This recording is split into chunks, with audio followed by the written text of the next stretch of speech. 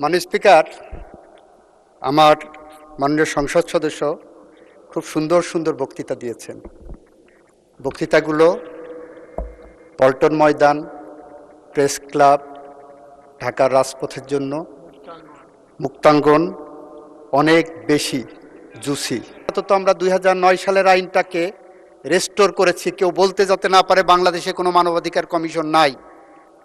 সুতরাং সব পড়লাম, প্রথম লাইনটাই পড়লাম না যে 2025 সালের আইনটা আমরা অধিকতর যাচাই বাছাই করার জন্যই এনেছি। কেন অধিকতর যাচাই বাছাই করার প্রয়োজন মাননীয় স্পিকার? অনেক বেশি প্রাসঙ্গিক। মাননীয় স্পিকার, আমার মনে হয় উনি সব পড়েছেন, শুধু বিলটা পড়েননি।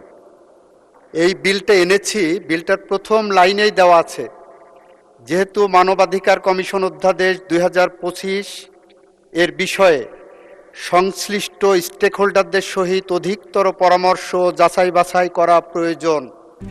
RICL TMX, যুগের পর যুগ স্থাপনা থাকে মজবুত।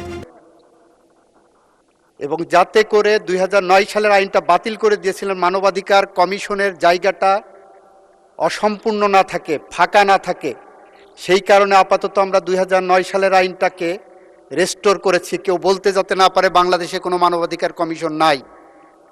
সুতরাং সব পড়লাম, প্রথম লাইনটাই পড়লাম না যে 2025 সালের আইনটা আমরা অধিকতর যাচাই বাছাই করার জন্যই এনেছি।